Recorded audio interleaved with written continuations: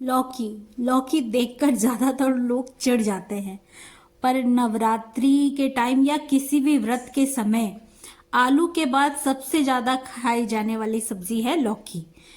क्योंकि लौकी की सब्जी ऐसी है जिसमें आपको ज़्यादा मसाले डालने की बिल्कुल ज़रूरत ही नहीं होती है। तो पहले लौकी को छोटे छोटे ऐसे टुकड़ों में काट लीजिए। मम्मी लोग तो और भी छोटे काट लेती हैं, पर ऐसे छोटे टुकड़ों में काटिए और साथ में ले लीजिए 2-3 आलू। अब ये आलू मैंने क्यों लिया है ये मैं आपको आगे वीडियो में बताऊंगी। अब लीजिए एक कुकर। हाँ, ये लौकी को आपको कुकर में पकाना पड़ेगा क्योंकि कढ़ाई में बहुत ज़्यादा टाइम लग जाएगा और आलू भी अच्छे से पकेगा नहीं। तो अगर आलू को आपको पकाना है तो आपको कुकर में ही बनाना पड़ेगा। कुकर में डालिए घी, थोड़ा ज़ीरा और मिर्च, उसको चटकने दीजिए और फिर आप ये लौकी डालिए, उसको अच्छे से मिक्स कीजिए। नमक डालिए, फिर अच्छे से मिक्स कीजिए। फिर उसमें थोड़ा धनिया पाउडर डाल दीजिए और थोड़ा ज़ीरा पाउडर डाल दीजिए, क्योंकि ये दोनों चीज़ आप व्रत में खा सकते हैं। तो ये थोड़ा सा फ्लेवर ऐड कर देता है और ज़्यादा कुछ होता नहीं है। धनिया पाउडर, जीरा पाउडर हम लोग व्रत में आराम से खाते हैं, तो उसको डालिए और उसको अच्छे से मिक्स कर दीजिए। अब आप इसमें डाल दीजिए वो जो आलू आपने छिल के धो के रखा है, उन आलूओं को इसमें डाल दीजिए। एज इट इज डालिएगा, कट मत करिएगा, ऐसे सीधे सीधे डालिए। पानी डाल दीजिए, क्योंकि पानी ही इन चीज़ों को अच्छे से बॉईल करेगा। और ये वाली वो वाली लौकी नहीं है जो गांव वगैरह में मिलती है और खुद ही पानी छोड़ देती है, ऐसा नहीं है। बेंगलोर में ऐसी लौकियाँ नहीं मिलती हैं। यहाँ पे लौकी गलाने के लिए आपको पानी डालना ही पड़ेगा, क्योंकि यहाँ की लौकी छूने में तो बड़ी सॉफ्ट लगेगी लेकिन पकती नहीं है बिल्कुल अच्छे से। उसमें पानी आपको डालना ही पड़ता है, वरना जल जाएगी। तो अब इसमें ये देखिए, ये सब्ज़ी ऑलमोस्ट बन चुकी है। अब इसमें से आप आलू ऐसे ही निकाल लीजिए और फिर इसका पानी गलाने के लिए, कम करने के लिए गैस पे कुकर को चढ़ा दीजिए। अब इन आलूओं को आप अच्छे से पहले मैश कीजिए। किसी चम्मच या बड़ी स्पून की हेल्प से कीजिएगा, क्योंकि आलू बहुत गर्म थे और ये काम आपको गरम गरम में ही करना है। और ये है सिंघाड़े का आटा। इसमें आप डालिए सिंघाड़े का आटा और फिर इसको अच्छे से मैश करिए। ध्यान रखिए, ये काम आपको गरम गरम ही करना है। आलू अगर ठंडा हो गया तो फिर ये काम अच्छे से नहीं हो पाएगा। तो आप फिर इसको अच्छे से आलू के साथ इसको मैश कीजिए, इस आटे को, सिंघाड़े का आटा।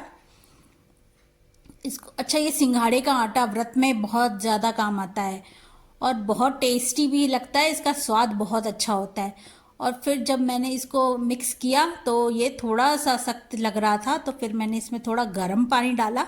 गर्म पानी डालने के बाद ये थोड़ा गीला गीला सा हो गया, तो फिर मैंने इसमें और सिंघाड़े का आटा डाला।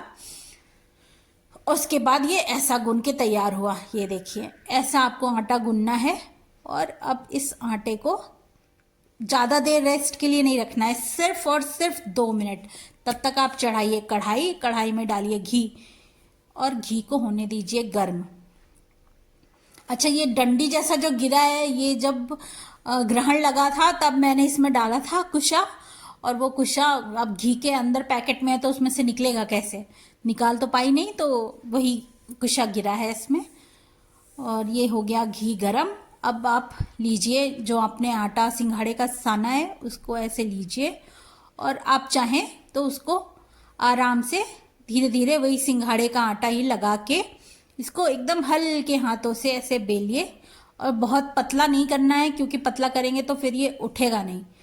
तो बहुत थोड़ा ये मोटा ही होता है, ऐसा देखिए, ऐसा होगा।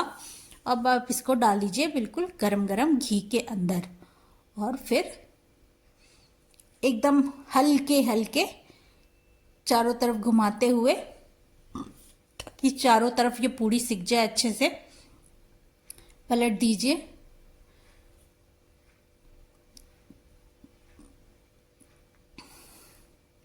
ये देखिए, ये अच्छे से सिक गई है बिल्कुल। अब इसको बाहर निकाल लेते हैं। ये देखिए, बिल्कुल रेडी है। इसी तरह दूसरी, तीसरी, सारी पूड़ियाँ आप इसी तरह एकदम हल्के हाथों से ऐसे घुमाते हुए सेक लीजिए।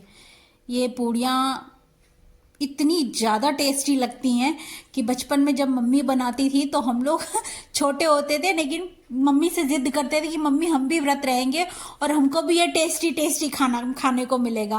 केवल ये खाना खाने के लिए हम लोग व्रत रहते थे और जैसे ये खाना खा लेते थे व्रत टूट भी जाता था। उसके बाद फिर कोई व्रत नहीं, फिर सब कुछ खा लेंगे, लेकिन ये खाना खाने के लिए भैया हम लोग को रहना है व्रत, क्योंकि ये खाना इतना टेस्टी लगता है। आप एक बार बनाइए और खा के, वैसे सब लोग खाते हैं पर ये बनाइए और खाइए। केवल इस खानों को खाने के लिए मैं व्रत रहती थी बचपन में। अब तो मैं शौक से नहीं, श्रद्धा से रहती हूँ व्रत। और ये सब खाना मतलब बना देती हूँ क्योंकि चैनल है, अदरवाइज कोशिश करते कि फ्रूट्स पे ही रह जाए, लेकिन चैनल है तो बनाना तो पड़ेगा ही, और बनाया है तो खाना तो पड़ेगा ही।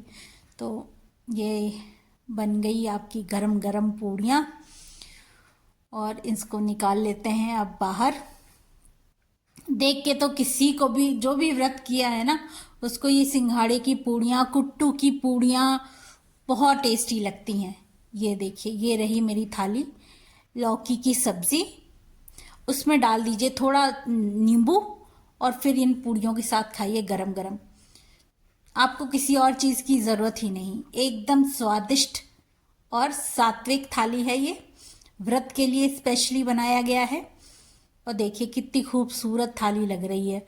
अब मैंने पति के लिए क्या बनाया ये मैं आपको बताती हूँ। मेरे पास आलू बॉईल हुआ था, पहले से रखा था, तो उन बॉयल आलू को मैंने अच्छे से उसमें मसाले वगैरह मिक्स करके आटा गूना, फिर इसमें लोई में आलू को भरा और आलू की ये कचौरियाँ बना दी और पति को चटनी के साथ दे दिया। अगर आपको ये रेसिपी अच्छी लगी हो तो लाइक कीजिएगा, सब्सक्राइब कीजिएगा और शेयर कीजिएगा। थैंक्स फॉर वॉचिंग और जय माता दी। ये देखिए कितनी सुंदर थाली लग रही है। व्रत खत्म होगा तो मैं बना के खाऊंगी फिर से। जय माता।